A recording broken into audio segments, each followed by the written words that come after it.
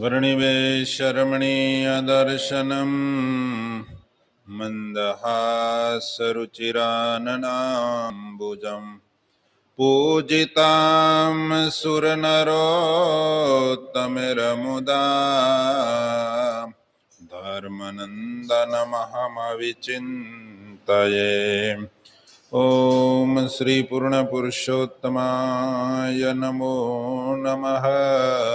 श्री हरिकृष्णाय घनश्यामाय नीलकंठाय श्री सहजानंद स्वामिने नमो नमः।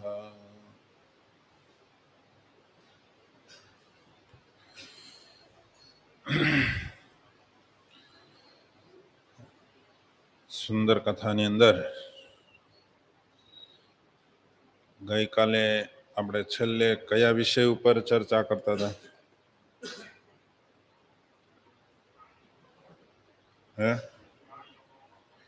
પશુઓનું.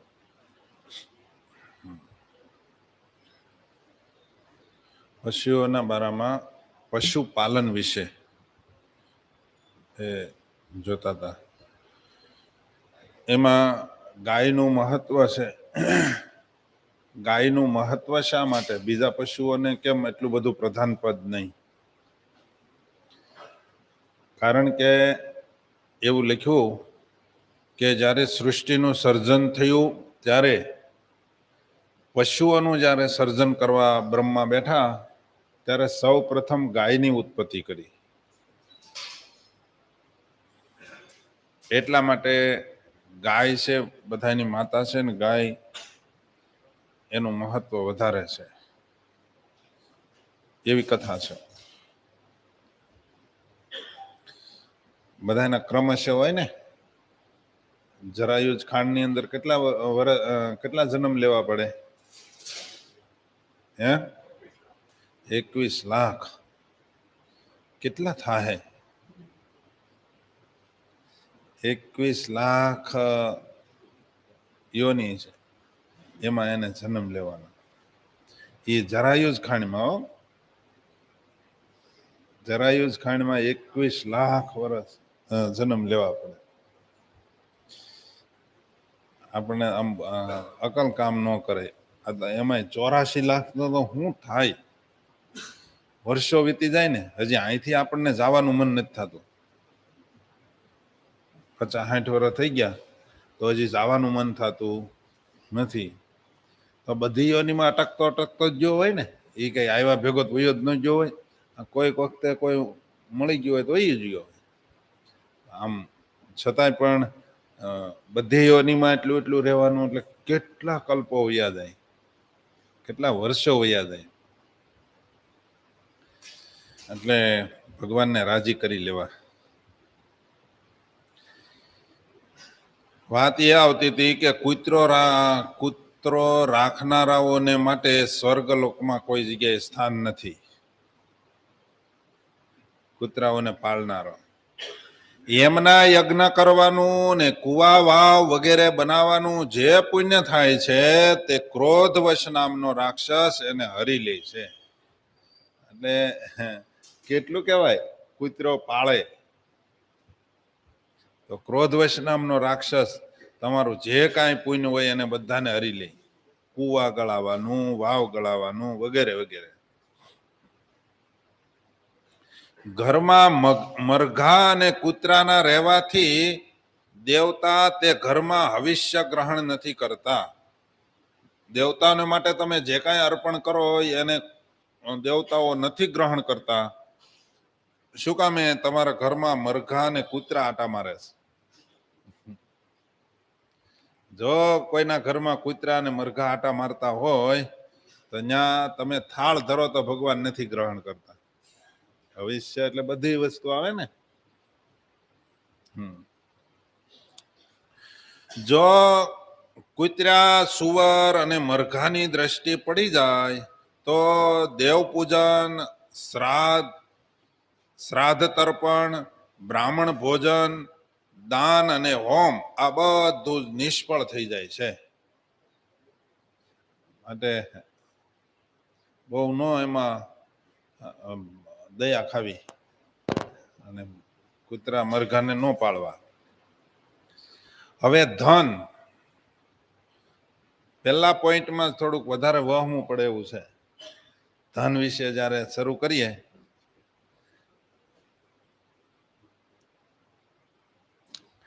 મનુષ્યનો અધિકાર માત્ર એટલા જ ધન ઉપર છે જેટલાથી તેનું પેટ ભરાઈ જાય. હો, કરો ભેગું. હવે શું કીધું ધીરુભાઈ?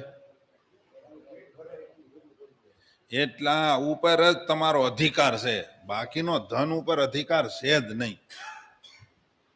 તમને ભગવાને મનુષ્યનો દેહ આપ્યો છે એટલે પડી ન જવા દેવાય, એ પેટ ભર્યા કરવાનું બસ. હા, બાકી એની હાટુથી મૂકી રાખવું ને એ બધું કરવું, એ બધું અધિકાર વિનાનું છે. આનાથી વધારે જે ધનને જે પોતાનું માને છે તે ચોર છે અને એને દંડ મળવો જ જોઈએ. એટલે જા અને એને દંડ મળવો જ જોઈએ અને મળશે. કારણ કે લક્ષ્મીને તમે તમારી માનો છો, તમારી છે જ નહીં. લક્ષ્મી વિષ્ણુની છે. આપણે આ ધનને આપણું માનીએ છીએ.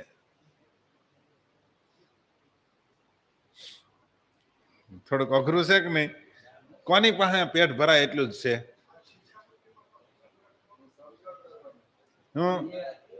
એ પેટ ભરાય એટલું સંગ્રહ કરવાનો કીધો, પણ પેટ ભરાય એટલું જ.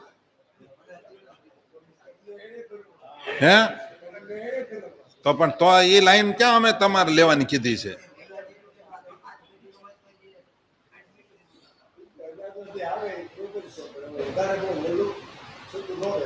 હા, આ તો બિચારા કોકને નીચોવીને લઈ લે છે. એવો કઈ સંગ્રહ કરવાનો કીધો નથી. હા, તમે આ કે ને પ્રશ્ન આવ્યો તો મને, વિદેશથી ફોન આવ્યો હતો. એ કે વ્યાજ વટાનું કીધું છે, પણ મેં કીધું માપે કરવું. બિચારાને ઓલાને ઘર બાર વેચાઈ જાય, એને ઊભો જ ન થવા દો એવું તમે વ્યાજ વટા, એવું કઈ વ્યાજ લેવાનું કીધું નથી. એક હવાથી વધારે લે ને એ બધું પાપ છે. એક હવાથી વધારે લે એટલું બધું પાપ છે. આ વાતને કાળજામાં લખી લેજો. તમારે તમારા પગ પકડવા ક્યારે કોક આવ્યો હોય અને એને તમે કોણી મારીને બેહારી ગયો, આવું ન હાલે. સમજ્યા? બાકી હે હા, એ તો એ ખોટું છે. મહારાજે કીધું છે તમારે કોકને દેવું તો થોડુંક એનું વળતર લેવું એમ, પણ કઈ માપ હોય ને વળતર લેવાનું. 3-3%, 5-5%, અમુક તો 12-12% લે, 10-10, 12-12% લે. એ કોઈ દી સુખી ન થાય. એના છોકરા દેવાળું કાઢે એવા થાય. જગતમાં કહેવત છે, 2 આંડે 1 ગાંડો. સમજ્યા? છોકરા પછી ગ ન બોલીએ કે ગ ક કરે ઈ. સમજ્યા? પછી કે આવા કેમ થયા છે? મંદિરે બહુ જાવ છું, પણ આ વ્યાજનું છે આ બધું. હે અને કાં તો છોકરા હારા હોય પણ ખરાબ ધંધે સડી જાય, ખરાબ લાઈને સડી જાય, ખાવા પીવામાં બધે. બાકી તમારી જો સંતતિને હારી રાખવી હોય ને તો સંપત્તિ શુદ્ધ રાખવી. તમારી સંતતિને હારી રાખવા માટે તમારી સંપત્તિને શુદ્ધ રાખવી. સમજ્યા? બાકી સંપત્તિ જેની ખરાબ હોય એના છોકરા કોઈ દી હારા ન હોય. બહારનો કદાચ આટા ટોપ હોય, બાકી કઈ ન હોય. એટલે ધન ઉપર તો બહુ મોટો મદાર છે. આ બધું કેવું છે, ઠાકોરજીની કૃપા હોય તો જ થાય, તો જ બુદ્ધિ સાત્વિક થાય, બાકી કાંઈ ન થાય. જેની ઉપર ઠાકોરજીની કૃપા હોય ને એને આ વસ્તુ બધી સમજાય એવી છે. બાકી તો બધા વળ ખાય છે. ખબર નહીં શું થાય. હૃદયની અંદર ઉદારતા રાખીને અને બહારથી કૃપણતા રાખીને સમય અનુસાર યોગ્ય ધનને વાપરવું જોઈએ. હૃદયની અંદર ઉદારતા રાખવાની, બહારથી કદાચ તમે થોડી ઘણી કંજુસાઈ રાખો, શું કામે વધારે પડતું ન થઈ જાય, પણ હૃદયમાં તમારે ઉદારતા હોવી જોઈએ. મારે વાપરવું છે, બીજાને ખવડાવવું છે, મારે 5 જણાને હેલ્પ કરવી છે. જગતમાં એક ભજન આવે છે કે અમારાથી 2-4 કામ સારા થાય તોય ઘણું છે. સાખીના રૂપમાં કોઈક ગાય છે, અમારાથી 1-2 જીવના પેટ પૂરાય તોય ઘણું છે, અમારાથી 1-2 કામ સારું થઈ જાય તોય ઘણું છે. એટલું જો થાય ને તો કામ થઈ જાય. પણ આ બધી ઉદારતા જે ગરીબ હોય ને એને હોય, પણ જેની પાસે આવે ને એને ઉદારતા ઉડી જાય છે. હા હા, બહુ અઘરી વાત છે. આ મોક્ષની વાત છે, એટલે મોક્ષની બાબતમાં થોડુંક આકરું પડે, પણ તલવારની ધાર ઉપર હાલવાની તૈયારી રાખે ને ત્યારે મોક્ષ થાય. એમને કાંઈ હેલો નથી. ઇનોવામાં ફરવું ને ધામમાં જવું, આ વાત ભૂલી જાવી. નરસિંહ મહેતાને ચંપલ નહોતા રહ્યા, એના પિતાનું શ્રાદ્ધ કરવાનું થયું ને તો ઘરમાં કાંઈ નહોતું. એના પત્ની શું નામ એનું, માણેક મહેતી હતા. એની સાડીને ગીરવે ત્યારે એનો પિતાનું શ્રાદ્ધ થયું.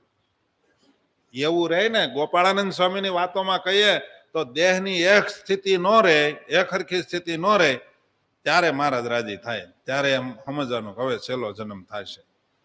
આપણે તો બધું કરીએ છીએ, બધું સારું રાખીએ છીએ અને અક્ષરધામમાં જવાની વાતો કરીએ છીએ, એમાં હું પહેલા. શક્ય નથી. જો આમાં હજી કાંઈ ફેરફાર રહેશે તો હજી મહારાજ જન્મ આપશે, એમાં શું વાંધો, એકાદો જન્મ મળી જાય તો કેમ, શું વાંધો છે? હે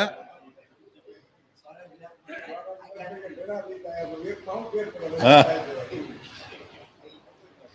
નિષ્કુળાનંદ સ્વામીએ યમદંડમાં તો એવું લખ્યું કે જયારે જન્મની વાત આવે ને ત્યાં તો ઋષિ મુનિઓ થરથરી જાય છે, ધ્રુજી જાય, ભાઈ ઈ રહેવા દેજો, ભાઈ તમે કયો ઈ કરું મા બાપ, પણ ઈ આ નહીં.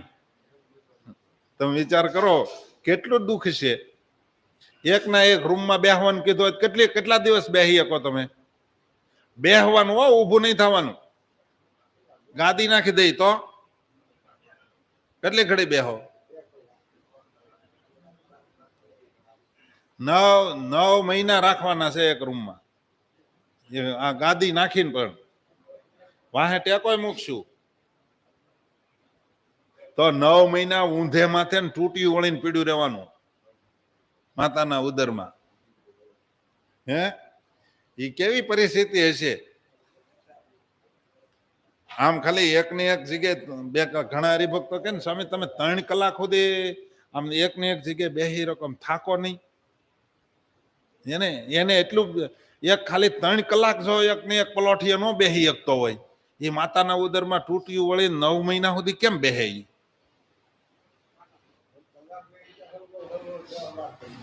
આ વાતને કાયમ કેન્દ્રમાં રાખવી જોઈએ. આ વાત આ નથી થવા દેવું આ વખતે, તો કોઈ દે એનાથી ખોટું થાય નહીં, એનાથી ખોટું પગલું ભરાય નહીં, ખોટું બોલાય નહીં, ખોટું કાર્ય ન થાય, તો સમજાય એવું છે. અન્યાયથી ઉપાર્જિત ધન દ્વારા જે પુણ્ય કર્મ કરવામાં આવે છે તે પરલોકમાં કોઈ ફળ મળતું નથી. જો પાપ કર્મ કરી બીજાને શીશામાં ઉતારી અને પૈસા મેળવી અને એની પાસે રસોઈ આપે ઠાકોરજીને, એનું કોઈ જ ફળ નહીં. એને બોલે મંદિરના કામમાં આપે, આનું કોઈ જ ફળ નહીં. ઉપાર્જિત કરેલું તમારું ખોટું છે, અન્યાયનો પૈસો છે. અત્યારે તમને સારો લાગશે, બાકી મેં 2-4 છોકરા જોયા છે એવા જેના મા બાપ અત્યારે પસ્તાય છે કે પેલા હીરા ચોર્યા ને એટલે આ તકલીફ છે. છોકરા બોલી નથી શકતા, લવો નથી વળતો. આ એનું પરિણામ છે કે જ્યારે એને એમ હતું કે હીરા ચોરી નહીં પણ આપણે પૈસાવાળા થઈ જાય, એમ કરવા ગયા તો એનું ફળ મળ્યું એના છોકરાને. પેઢીઓનો નાશ કરી નાખે. ધન જેવું તેવું નથી. પારકું ધન પોતાના પસીના સિવાયનું જે ધન છે ને એ આપણું છે જ નહીં. અને એ ધન ઉપર જે હુકમ કરે એ એની ઉપર એમાંય પરસેવો મીન્સ કે મહેનતનું, હા, નીતિનું હોય, એને પરસેવાનું કહેવાય. ખોટું કરીને નહીં, કોકને દુખી કરી અને આપણે પૈસા મેળવવા એ નહીં. એને અને એમાંથી ઉપાર્જિત કરેલું ધન એમાંથી કોઈ ગમે એ દાન કોઈને કરે ને એનું કોઈ ફળ મળતું નથી. 10મો 20મો ભાગ કાઢો તો એનું ફળ નથી મળતું. જોકે એવા કામ કરનારાને 10મો 20મો ભાગ કાઢવાનો સંકલ્પ થાય જ નહીં એને, કારણ કે બીજા પાસેથી નીચોવી જ લેવાની ભાવના હોય. એ 10મા અથવા તો 20મો ભાગ કેમ દેવને આપીએ, કે એટલા બધા કેમ આપવા, એના ખિસ્સામાંથી નીકળે જ નહીં. કોઈ ખાસ કામના પૂર્તિની આશાથી જે ધન સંચિત કરીને રાખવામાં આવ્યું છે તેનો ઉપયોગ દુઃખપૂર્વક જ કરવામાં આવે છે.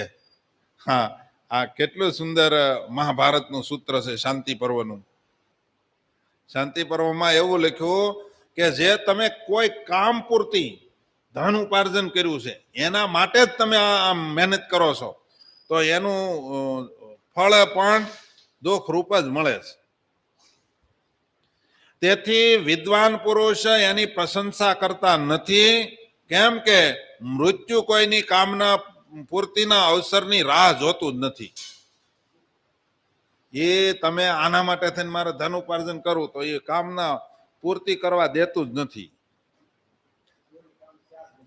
હા, એટલું ખાલી ધનનું કહી દીધું. નીતિથી રાખો, વધારે પડતું નહીં. નીતિથી બહાર જાશો સારું લાગશે થોડાક દી, પણ અંતે દુઃખનું કારણ છે. કદાચ આખી જિંદગી તમારે સારું છે, જાહો જલાલી રહે, પણ અંતે જ્યારે ન્યા હિસાબ દેવો પડશે અને ન્યા કરોડો કલ્પો સુધી તમારે એની હારે દુઃખમાં રહેવું પડશે. એ જે દુઃખ છે એના કરતા આ અત્યારે કદાચ થોડાક દિવસ ખાલી ખીચડી કઢી ખાઈ લેવી પડે ને તો સારું. સમજ્યા?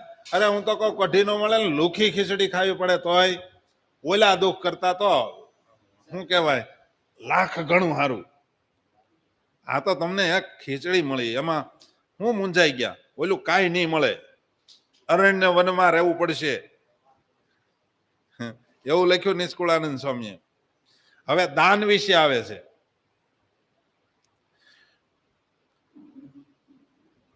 પોતાનું ન્યાયપૂર્વક મેળવેલું ધનનો 10મો ભાગ ભગવાનની પ્રસન્નતાને અર્થે સત્કાર્યમાં વાપરવો જોઈએ. જો આ ટોટલી શાસ્ત્રનો મત છે. 10મો ભાગ એ ભગવાનને માટે કાઢવો જોઈએ. પણ સ્વામિનારાયણ ભગવાન પ્રગટ થાય અને ભગવાને ડિસ્કાઉન્ટ આપ્યું. શું આપ્યું? 20મા ભાગનું. બાકી શાસ્ત્રમાં તો અમે અમેરિકા હતા ને ત્યારે અમે આમ જો કે ન જવાય, પણ મને એક દિવસ સંકલ્પ થયો. અમે એક હરિભગતને ઘરે ગયા હતા ને ત્યાંથી રસ્તામાં આવતા ને મેં કીધું આ ચર્ચ બધા બહુ છે આપણે અહીંયા, તો મારે ચર્ચ જોવું છે. મને કે અમે કોઈ દી ગયા નથી. મેં કીધું આપણે અંદર નથી જવું, બહારથી જોવું છે. હા, એની અંદર શું હોય એમ ખાલી જાણવા પૂરતું. તો અને અમે ગયા તો દરવાજાના એન્ટરમાં જ બધા છોકરાને બેહારીને આપણે કેમ બાળમંડળ ચલાવે એમ એ લોકો કરતા હતા. અંદર કાંઈ જવાનું નહીં, પણ જોયું મેં.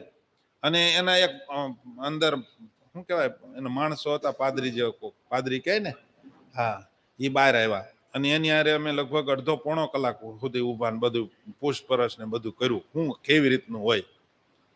પછી એણે બારી ખોલીને દેખાડ્યું તું એમાં ઊભા ઊભા પ્રવચન કરવાનું હોય અને બધા ખુરશી ઉપર બેઠા હોય. ત્યાં પછી છેલ્લે જે પ્રવચન પૂરું થાય પછી ત્યાંથી પછી પ્રસાદ મળતો જાય, જે રાખતા હશે દારૂ આદિક જે હોય એ પ્રસાદ એને મળતો જાય ને એનો હાલ્યા જાય. બોલો. હવે એ લોકોને પૂછ્યું હતું ને તો એ લોકોએ કીધું કે અમારે અમુક સમય અમારો આનો ભાગ તો કાઢવો જ પડે. એ લોકો કાંક રવિવાર રાખે ને, ખ્રિશ્ચન લોકો રવિવારને પ્રધાન આપે. એટલા માટે તો આપણે અહીંયા અંગ્રેજોએ રવિવારની રજા પ્રવર્તાવી છે. કારણ કે આપણા પંચવર્તમાન છે ને એમાં એનું એક 5મું વર્તમાન છે સાબાથનો તહેવાર મનાવવો. સાબાથનો તહેવાર મનાવવો એટલે રવિવારની રજા રાખવી એમ. એને ખ્રિશ્ચન લોકોનો એ એક નિયમ છે સાબાથનો તહેવાર મનાવવો. 5 વર્તમાન છે ને એમાંનું એ વર્તમાન છે. એટલે એ કે અમારા દર સન્ડે જ્યારે અહીંયા ભેગા થાય ત્યારે અમે 10મો 20મો ભાગ અઠવાડિયાનો આપી દેવો. એને 10મો 20મો 10મો ભાગ કહેતા હતા. એ 10મો ભાગ અમારા અહીંયા દર સન્ડે જમા થઈ જાય. બોલો. આપણે મહારાજે આ જ વાતને દોહરાવી છે ટોટલી ધર્મની અંદર અને ટોટલી શું કહેવાય સંપ્રદાયોની અંદર 10મો 20મો ભાગ કાઢવાનું કહ્યું જ છે. અને એના માટે થઈ મહારાજે શિક્ષાપત્રીમાં આપણને થોડીક છૂટી પણ આપી. મહારાજ કહે કે તમારે એટલું કરવાનું, બહુ ઝાઝુ ન કરો તો કાંઈ નહીં. એનાથી તમારી ધનની શુદ્ધિ થાય. સમજ્યા? અને ધનની શુદ્ધિ થાય તો જ તમને ભજનનું ને એનું બધું સુખ મળે, નહીતર ભજનનું ને એનું સુખ ન મળે. મેં આપણા ધર્મ કેટલા છે ને એના વિશે એક લખ્યું જોયું છે. આપણા ધર્મ કેટલા છે કોને ખબર છે? 350 નહીં.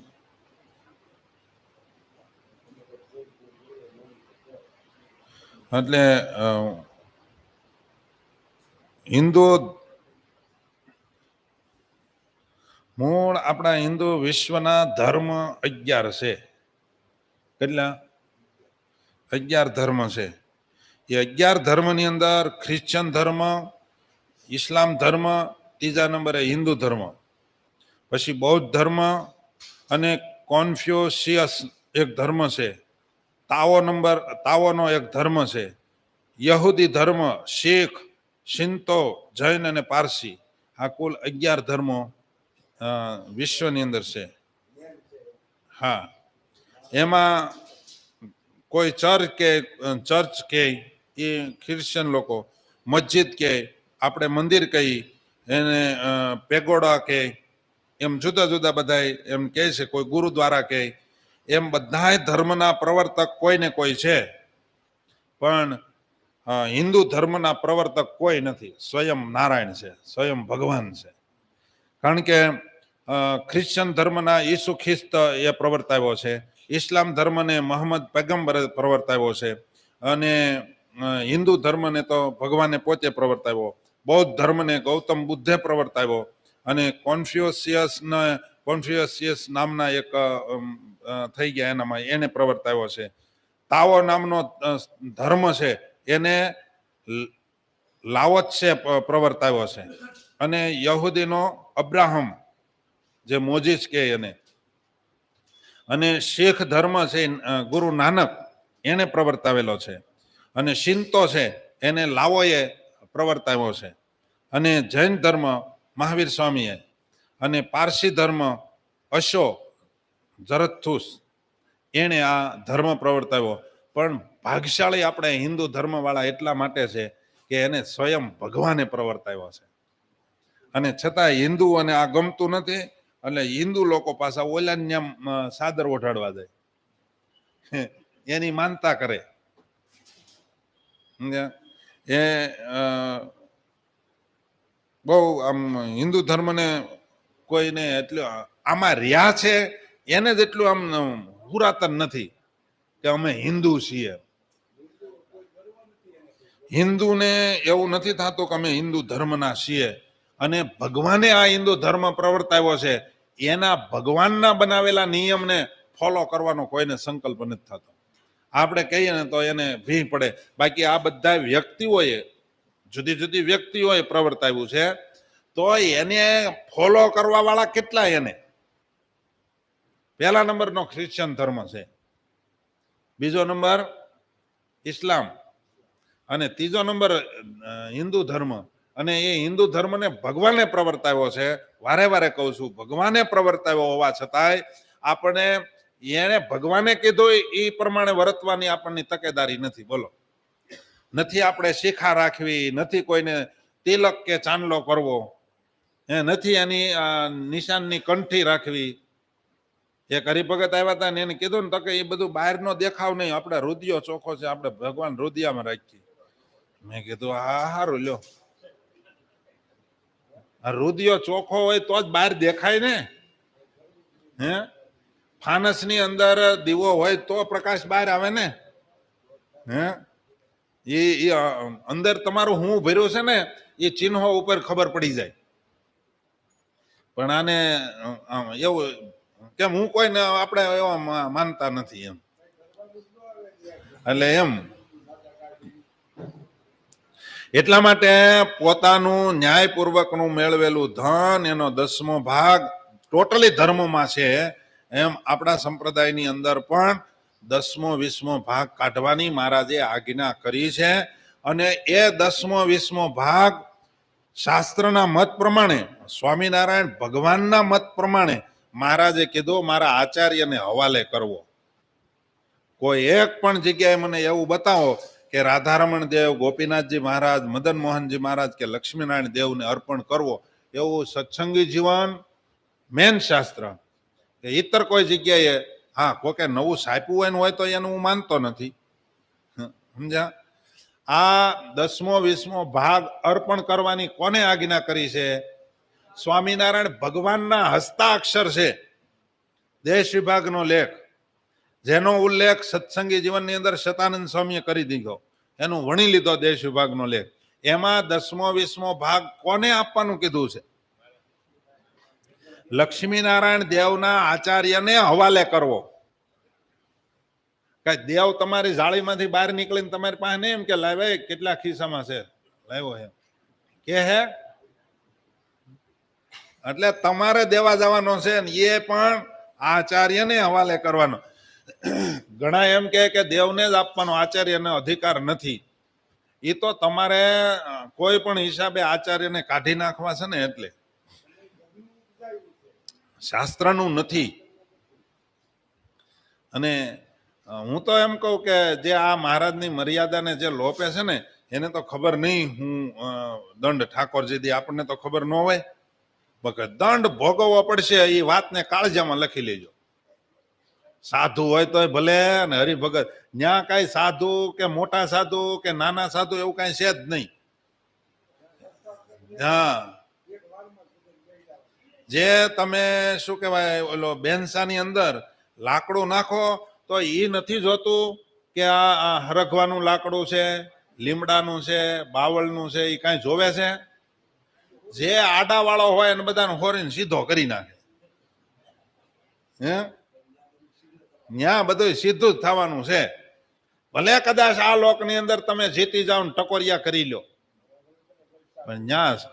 અને હું તો એમ કહું જે ભગવાનની આજ્ઞામાં રહે છે ને એ અહીંયા જીતી ગયો ને સ્વામિનારાયણ ભગવાન પાસે જવામાં એ જીતી ગયો.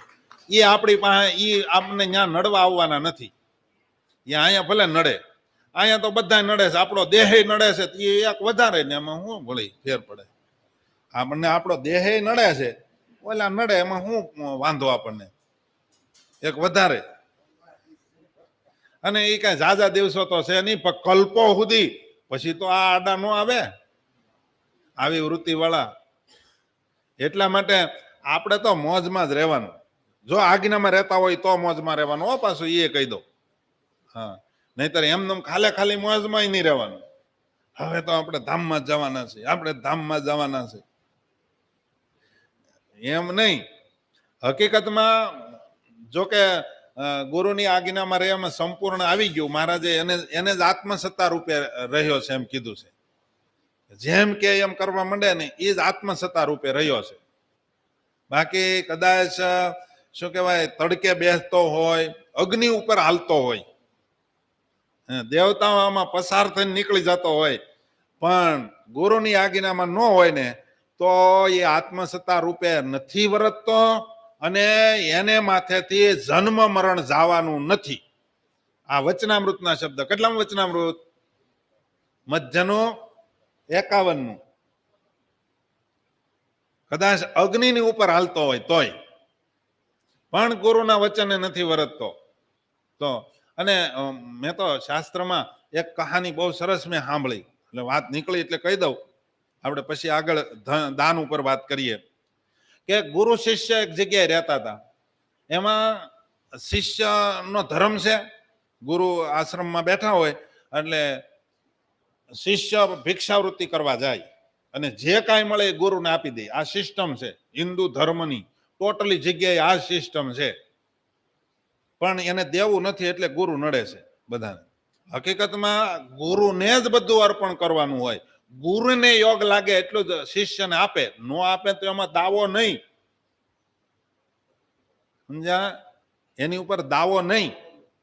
એ ગુરુની આજ્ઞાથી શિષ્ય ભિક્ષાવૃત્તિ કરતા કરતા એક ગામના પાદરની અંદર એક બાપુ રહેતા હતા, તાંત્રિક રહેતો હતો. તાંત્રિક એને આંગણે ડેલી ખખડાવીને કે નારાયણ હરે સચ્ચિદાનંદ પ્રભુ.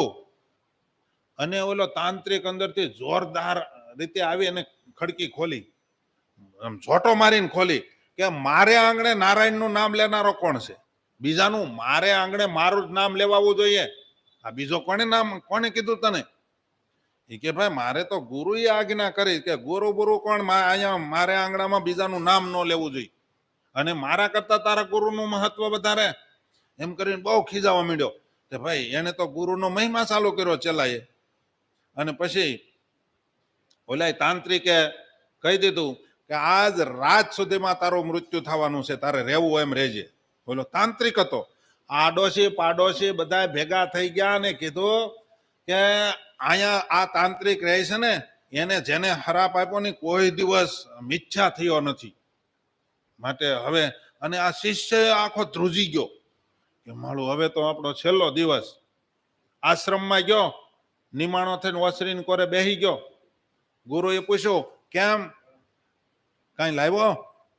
તો કે કાંઈ બોલ્યો નહીં. બીજી વાર ગુરુએ પૂછ્યું કેમ શિષ્ય તું કાંઈ ભિક્ષાવૃત્તિ લાવ્યો?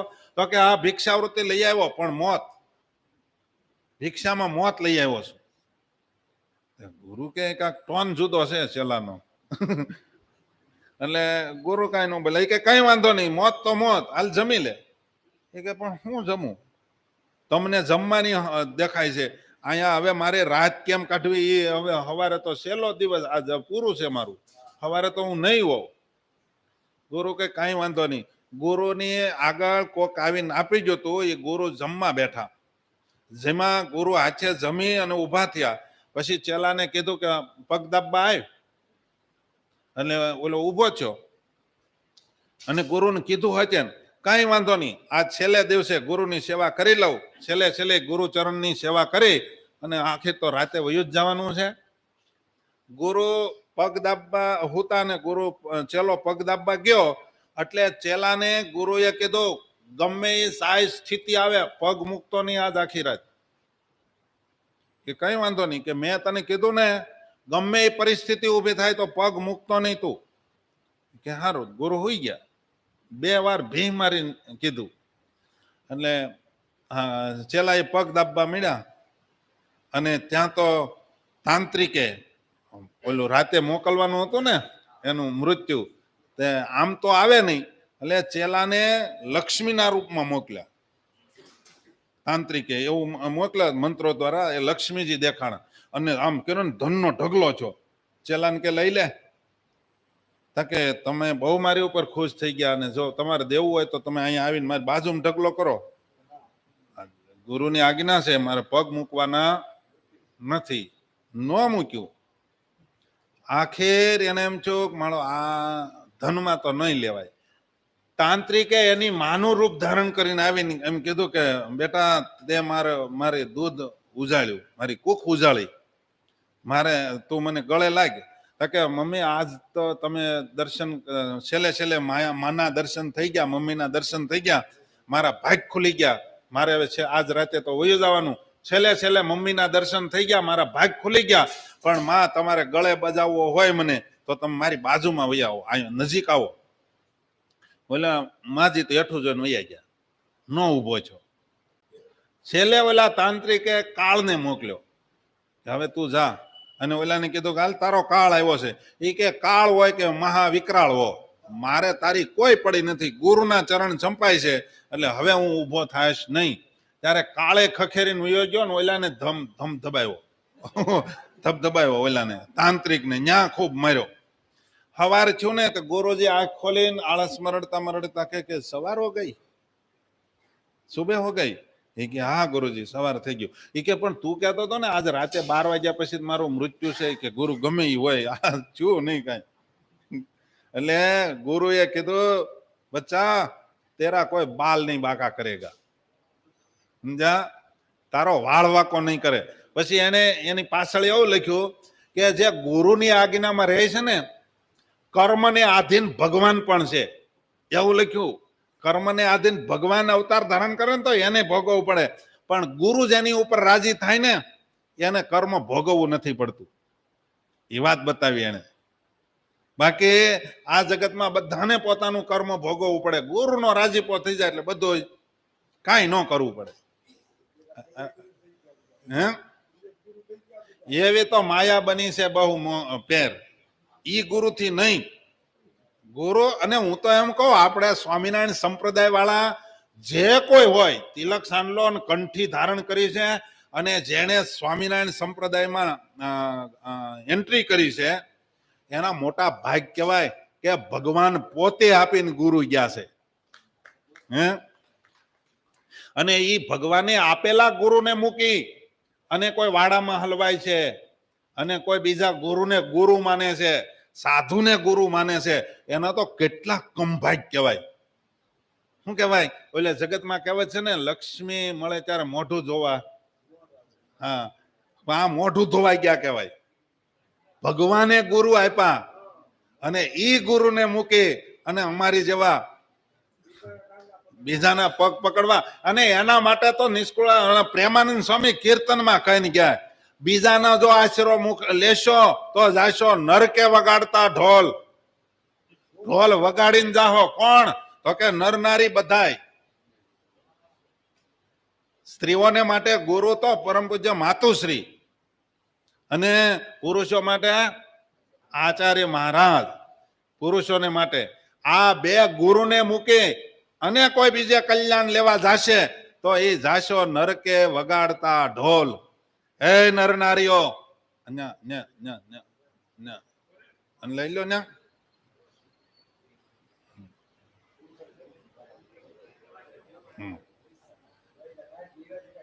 હા જાશો નરકે વગાડતા ઢોલ. હે નર નારીઓ આ વાતને કાન ખોલીને સાંભળો. ઢોલ વગાડતા વગાડતા હેરાન થતા અને આખી દુનિયા ઢોલ વગાડે ત્યારે હું આખા ગામને ખબર પડે ને. હે હા હું છું, તમે કદાચ ગમે એવું કામ હોય તો કામને મૂકીને તમે જાઓ.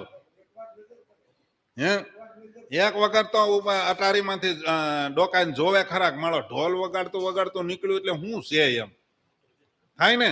એમ પછી આખી દુનિયા જો હે કે આ બીજાને પકડીને પગ પકડતો તો આ ગયો. જાશો નરકે વગાડતા ઢોલ. હે નર નારીઓ માટે જેને મોક્ષ જોતો હોય તે આવો ધર્મવંશીને દ્વાર. ધર્મવંશીને તમારે દ્વારે આવવાનું નથી કીધું. તમારે મોક્ષની ગરજ છે, તમારે ખાવું છે, તમને ભૂખ લાગી તો જાઓ ન્યા જાઓ, પણ એ કાંઈ રોટલો ઉડીને તમારા પાસે ન આવે. આપણે રોટલા પાસે જવું પડે ને, રહોડામાં આપણે જવું પડે કે રહોડું આપણી પાસે આવે. એમ તમને જો ભૂખ લાગી હોય મોક્ષની, મોક્ષ કરવો હોય તો તમે ત્યાં જાઓ. અને જેને ભૂખ લાગે ને એ ત્યાં કર કરે.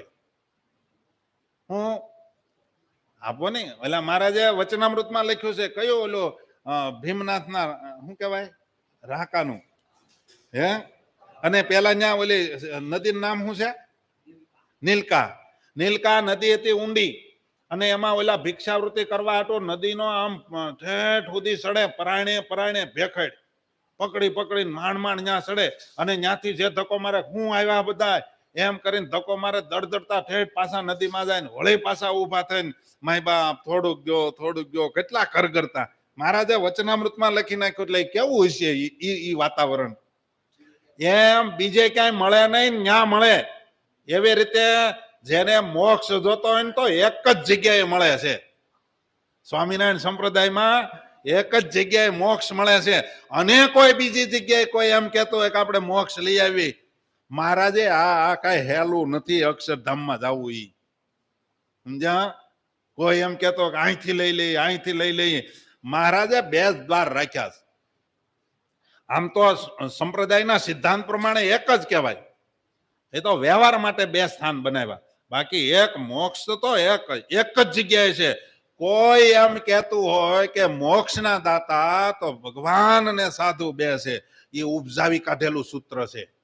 મોક્ષના દાતા તો ભગવાન એકલા છે. સાધુ દ્વારા જો મોક્ષ થતો હોય તો સાધુ ભગવાનના પગમાં પડે, એની પૂજા કરે, ઈ કરી શકે એમ છે. તો બીજાને મોક્ષના દાતા તો ભગવાન જ છે. હા, એ શું કહેવાય, એને ઉપકરણો ઘણા છે, ઓળખાવા વાળા ઘણા છે. હરિભગત દ્વારા, સાધુ દ્વારા, મંદિર દ્વારા, આચાર્ય દ્વારા, શાસ્ત્ર દ્વારા ભગવાન ઓળખાય છે.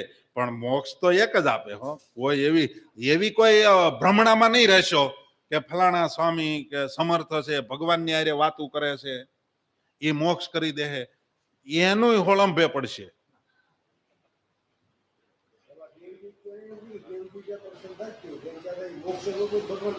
એ તો ભગવાન કૃષ્ણએ ભાગવતમાં કહી દીધું છે. માતાજીને એમ કીધું કે મારા ભાઈનું તો આટલું આમ કર, એટલે બળદેવજીને તું રોહિણીના ઉદરમાં પ્રસ્થાપિત કરી જાય તો હું તને આશીર્વાદ દઉં છું. ભગવાન બોલ્યા, હું તને આશીર્વાદ દઉં છું કે કલયુગની અંદર તું ચંડિકા અંબિકા આદિક નામથી પ્રખ્યાત થાય, પૂજાશ, અને તારી પાસે કોઈ આવે એને તું આ લોકની સંપત્તિ આપી શકીશ, એટલી હું તને શક્તિશાળી બનાવું છું. એમ માતાજીને ભગવાને આશીર્વાદ. પણ માતાજીને પછી એ કહી દીધું, ચોખવટ કરી દીધી કે જો તારે મોક્ષની કોઈ વાત કરવા આવે તો એને કહેવાનું, ભાઈ ઈ ઓલે પણ જાઓ, એને તું મારી પાસે મોકલજે. એ માતાજી તમને આ લોકની સંપત્તિ આપશે. એમ કોઈ તમને આ લોકના ઉપકરણો, કોઈ પણ ભગવાન સિવાયના બીજા કોઈ પણ ઉપકરણો હશે, એટલે કે તત્વો હશે, એ તમને આ લોકની સંપત્તિ આપશે, આ લોકમાં સુખીઓ કરશે. બાકી તમારે શાશ્વત સુખના ભોગતા બનવું હોય તો સ્વામિનારાયણ ભગવાન સિવાય કોઈ નથી કાંઈ સુખીઓ કરી દેવાનું. જેને જ્યાં મથવું હોય એના મથે, અને જ્યાં રહેવું હોય ને જેમ કરવું એમ કરે. એ ભગવાન સિવાય કોઈ મોક્ષ આપવાના નથી. એટલા માટે તો મહારાજશ્રી કહે, મેં સુણાવના હરિભક્તોએ ગુરુ મંત્ર નહોતો લીધો, ગુરુ મંત્ર લેવા બધાને મોકલ્યા હતા, ભાઈઓ બધાને ભેગા કરીને. નજીક જ છે, એટલે મહારાજશ્રીને ફોન કરીને સમય લઈ લીધો, અને પછી એને લેવા મોકલ્યા. ત્યારે મહારાજશ્રીએ એને પાસે બેહારીને એમ કીધું કે આ ઉપર તમે આવ્યા કઈ રીતે આવ્યા? બોલા કે એમ કઈ રીતે આવું હોવા તો એમ, એ કે એમ નહીં ઠેકડો માર્યો કે ના, કે ના પગથિયા સડ્યા, એ કે બસ પગથિયા સડીને જ સ્વામિનારાયણ પાસે જવા હે. કોઈ એમ કહેતો ઠેકડો મારીને જવું છે નહીં જવાય. તો ઓલા હરિભગત એક અમારે છે, એ કે બાપુજી સમજાણું નહીં કાંઈ. એ કે જેમ પગથિયા સડીને તમે ઉપર આવ્યા ને, એમ સાધુના સંગે, શાસ્ત્રના સંગે, અમારા સંગે સ્વામિનારાયણ પાસે જવાય, સીધા સ્વામિનારાયણ પાસે નહીં જવાય. પણ એમાંય પાછા પગથિયા જોઈશે. છેલ્લું પગથિયું મહારાજે પુરુષોત્તમ પ્રકાશમાં શું લખ્યું? આ છે છેલ્લો ઉપાય. રે શું કીધું? આ છેલ્લો ઉપાય છે. હવે પછી કોઈ બીજું એમ નહીં કહેશો કે આના પછી કાંઈક ઓલું ઉપરિયામણ હશે, આનાથી હજી સારું હોય છે. આ છેલ્લો ઉપાય છે.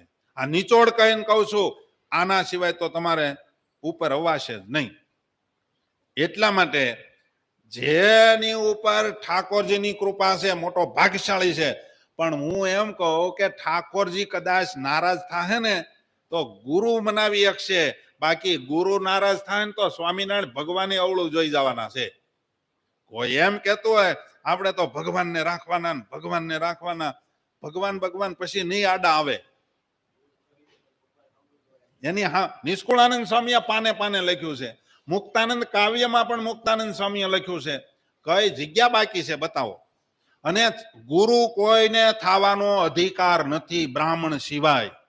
અને એમાંય જે તે સંપ્રદાયની અંદર તમે ભરતી કરો એ સંપ્રદાયના આચાર્યને જ ગુરુ કહેવાય, બાકીને કોઈને ગુરુ થવાનો અધિકાર જ નથી. હા, હું ચોખવટ કરી દઉં કોઈને તકલીફ ન પડે એટલે. અમે અંદરો અંદર સંતો અમારી ભેગા રહેતા હોય, એ મોટેરા સંત હોય એને એકને ગુરુ કહે. કારણ કે હું વારે વારે કહું છું એને કઈ કાકા મામા તો નો જ કહેવાય કે આવો પપ્પા એમ. હે, એને ગુરુ તરીકે બોલી શકાય, પણ મહારાજે જે બતાવેલા ગુરુ એ તો આચાર્ય મહારાજ જ છે. અને એ બેજ છે. અને ઈ ઠેઠ આદિ સૃષ્ટિથી જેના પરંપરામાં ગુરુ મંત્ર આપે મળેલો છે એ. પછી નવા તમે એમ કહો કે આચાર્ય બનાવી દે તો હાલશે, એ નહીં હાલે. એ પછી ગમે એવો હોય નહીં હાલે. કારણ કે સમર્થ અસમર્થની વાત નથી. ત્યાં મહારાજે શું કીધું, અમારા આચાર્ય તમારા કરતા જ્ઞાને કરીને, વૈરાગ્ય કરીને, ધર્મે કરીને બધી રીતે ન્યૂન હોય, અને એના કરતા કોઈ વિદ્વાન હોય, સમર્થ હોય, બોલવામાં વાક ચાતુર્યતા હોય, અઢળક આ લોકની સંપત્તિ કદાચ ભેગી કરે એવી વાક ચાતુર્યતા હોય, ગમે એટલો સમર્થ હોય, ભગવાનની અરે વાતું કરતો હોય છે ને, પણ જેને પરંપરામાં ગુરુ મંત્ર આવેલો છે એ જ આચાર્ય કહેવાય ને, એના દ્વારા જ મોક્ષ થાય. બાકી તો નવા બેહારીને આચાર્ય કરી શકે. અત્યારે 5-25 દબી ગયો તો પોલીસ આડા રે ભાઈ કઈ બાંધવાનું નહીં એમ કરીને કાંક કરીએ, કઈ નવું નથી કર્યું છે એમ સમજ્યા, કરી શકે. પણ મોક્ષ નથી, એ તો દરવાજો એની પાસે જ છે. અને એ જ હે ન્યા નહીં હાલે. એટલા માટે તમામ શાસ્ત્રનું દોહન, અને એમાંય આપણા સંપ્રદાયમાં ખાસ કરી કોઈ એમ કહેતો હોય 10મો 20મો ભાગ સત્સંગી જીવનના 5 પ્રકરણ લાવો, મૂળ પ્રત લાવો એની અંદર, બાકી કોઈ બનાવેલી હોય તો નહીં. એમાં કોઈ પણ જગ્યાએ એક જગ્યાએ એવું બતાવો કે ગોપીનાથજી મહારાજને 10મો 20મો ભાગ દેવાનું કીધું છે, રાધારમણ દેવને 10મો 20મો ભાગ દેવાનું કીધું છે, બતાવો. આ તો અહીંયા ન પહોંચવું પડે ને લાંબુ ન થવું પડે એટલે મોટા સંતો એને આચાર્યોએ એમ કીધું કે તમે ન્યા આપી દો એટલે મારું જ છે ને એમ સમજ્યા. બાકી દેવાનો મહારાજનો મત અને મહારાજના હસ્તાક્ષરમાં શું કીધું છે, મારા આચાર્યને હવાલે કરવું. હા, સંપ્રદાયના ધણી બનાવતા ગયા. એટલા માટે 10મો 20મો ભાગ ટોટલી ધર્મમાં છે. 11 મેં તમને ધર્મ બતાવ્યા, એ 11 ધર્મની અંદર 10મો ભાગ છે. પણ સ્વામિનારાયણ ભગવાન બહુ દયાળુ છે, મારો આશ્રિત કદાચ એટલે નહીં પોગી શકે, એટલા માટે 20મા ભાગની પણ વ્યવસ્થા કરી છે.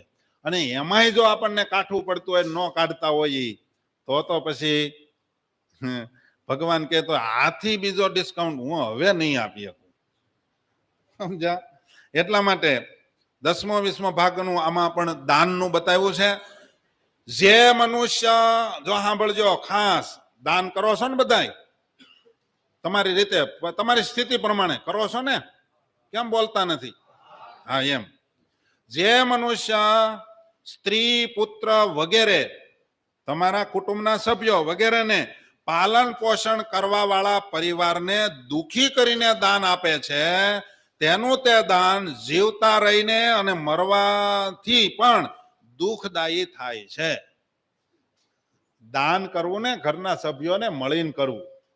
હું કમાઉં છું, મારો અધિકાર છે, આવી જો હુકમી ન કરવી. બૈરાઓ એમ કહે ને કે એટલી બધી જરૂર નહોતી, તો એને બેહીન તમારે સંતલસ કરવી પહેલા કે આપણે આવી ઈચ્છા છે તો કેમ કરવું. એનો મત લેવો, અને કદાચ વિરોધ થાય તો સમજાવવા, મનાવવા, મઠારવા. કોઈ દી પગ ન ભરાવવા. હું છું એટલે મારો અધિકાર છે, હું કમાઉં છું એટલે હું ગમે એ કરું, તારે પૂછવા, ઘણા હરિભક્તોને બૈરાઓ પૂછે કે આટલું બધું આમ છે ને કેમ છે, તારે પૂછવાની શું જરૂરી, એવો ઓર્ડર ન કરવો, સમજા? એવું એવું કઈ નથી લખ્યું કે એ તમારી અર્ધાંગના બની છે. કોઈ પણની દીકરી તો છે ને એ તમારી અર્ધાંગના બની છે, હવે બધામાં એને ભાગ મળવાનો છે. હા, એટલા માટે દાન કરવું તે ઘરના માણસોને, સ્ત્રી અને પુત્ર બધાને પૂછીને દાન કરવું. પછી કે છોકરાને આપણે પૂછવાની કાંઈ જરૂર નહીં, એ તો આપણે કઈ એમ કરે. હા, એવું સારું હોય ત્યાં સુધી વાંધો નહીં, સમજા?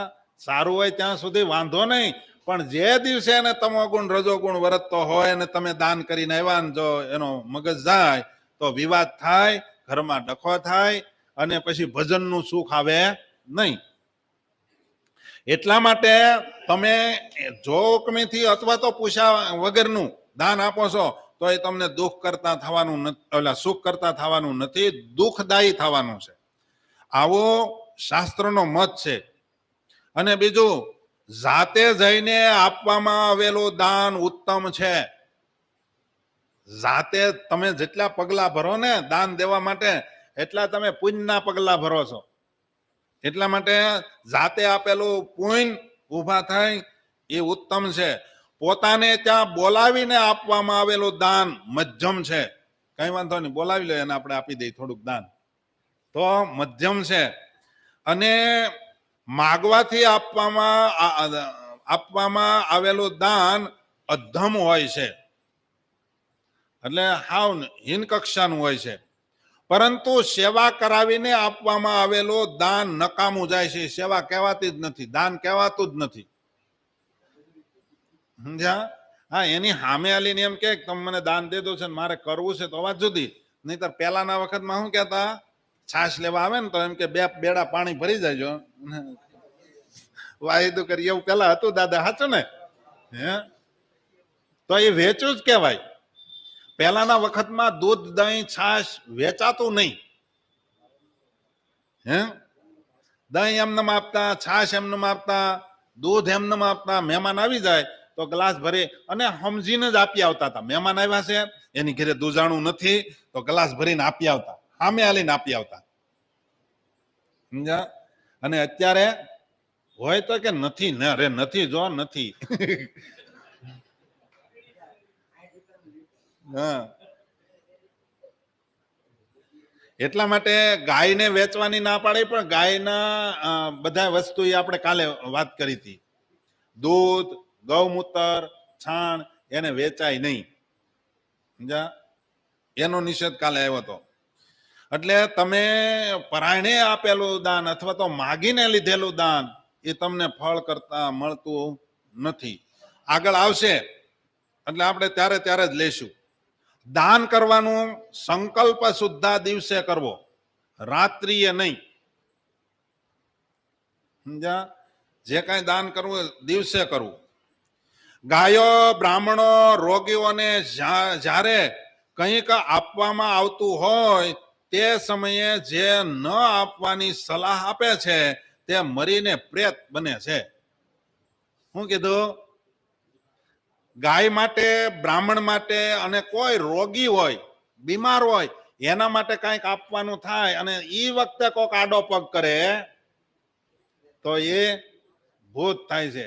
આમાં એક પણ એવું જગ્યા બતાવો કે સાધુએ માગ્યું અને આપવામાં આડો પગ કર્યો અને ભૂત થવું પડ્યું, એવું આવ્યું? કોને આપવાનું કીધું? ગાય તો કાંઈ લેવાની નથી.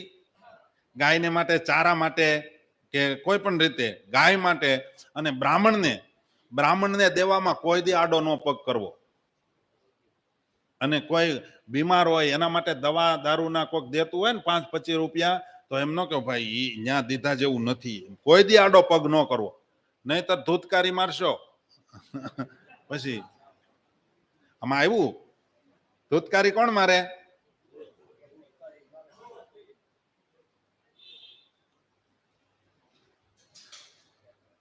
અને જે કાંઈ દાન કરો એની અંદર ખાસ તકેદારી રાખવાની. નાનું હરખું દાન કરો તો પણ તલ, અક્ષત એટલે ચોખા, તલ, અક્ષત, કુશ અને જળ એમને હાથમાં લઈને દાન આપવું જોઈએ. આ તો જ ફળ મળે છે. ચોખાના 2 દાણા હોય અથવા તો તલના 2 દાણા, પણ તલ કાળા નહીં, તલ કેવા વ્હાઈટ. અથવા તો કુશ, પહેલાના વખતમાં પાણી ઢોળમાં ગાયને પૂછડે પાણી રેડે ને, એમાં કુશ અહીંયા અંગૂઠા વચ્ચે દબાવી દેતા. આમ કુશ દબાવી, હે હજી ચાલુ છે ને? હા, કુશ તો હોવું જ જોઈએ. હવે પાણી ઢોળ કરે છે તો સારું કહેવાય, હજી રહ્યું છે તો. નહીં તો પાણી ઢોળાઈ ગયા બીજેથી હમણાં. હે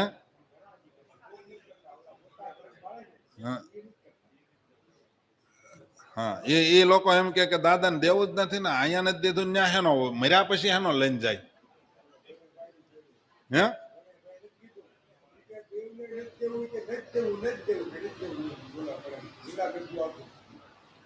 એટલે આટલી વસ્તુ કુશ અથવા તો જળ પાણી મૂકી અને આપેલું દાન એ જ તમને ફળ મળે. નહીં તો તે દાન ઉપર દૈત્ય લોકોનો અધિકાર રહે છે. તો આ એટલામાંથી કોઈ એકાદી વસ્તુ જો હાજર ન હોય, હાથમાં રાખીને તમે દાન ન કરો તો દૈત્ય લોકો ફાવી જાય. એટલે તો ઓલા ફાવી જાય છે બધા. તમે દાન કરો છો એનું ફળ એને વધારે મળે છે અને એ બળિયા થાય છે. તમે મારું સાંભળતા હતા પેલા? મને મારી ઉપર હું કામ હાથ લાંબો કરો? 15-20 વર્ષથી મને તો હસડું સાંભળતા જ નહોતા. હે હા, હવે તમે મને હાથ લાંબો કરીને કહેતા જ નહીં. કારણ કે હું કહેવા આવતો તો તોય નહોતા સાંભળતા. એક પક્ષી હાલતું હતું બધું, અને એને સ્વાર્થ સિદ્ધ કરવાના હતા બધાને. એને કોઈ પણ હિસાબે સાચું કે પાછો વળી જાય ઓલો હરિભગત, એટલે દેતો બંધ થઈ જાય. એક મેં આગળ વાત કરી હતી ને કે 17 વખત હાથ ધોવાના, સંડાસ જઈને આવી ક્રિયા કરવાની, આવું બધું મેં કથામાં શીખવાડ્યું. બરાબર? તે સાધુ મને ફરતા ફરી વળ્યા, કે આવું બધું ન શીખવાડાય, હરિભગતને સાધુનો અભાવ આવે.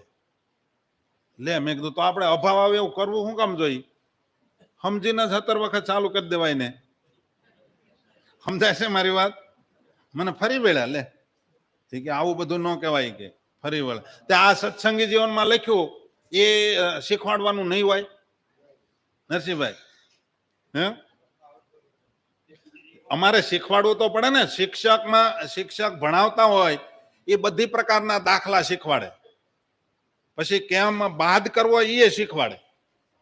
એટલી આવક થઈ એમાં બાદ બાકી કેમ કરવી ને એ શીખવાડે. શીખવાડે કે ન શીખવાડે? તમે બધા ભણ્યા છો કે નહીં? એને સાહેબ બધું શીખવાડે કે ખાલી વધારવાનું શીખવાડે? અને એવું લાગે તો ભાંગી નાખો. એટલે દાખલાની કહું છું. જોજો પાછું. એટલે સાંભળો, હા, ઊંચું વળી સમજાવો એને કહો.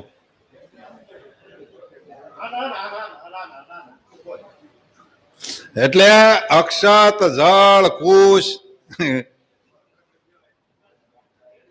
આની ઉપર કોઈ દૈત્યનો અધિકાર જામી જાય છે.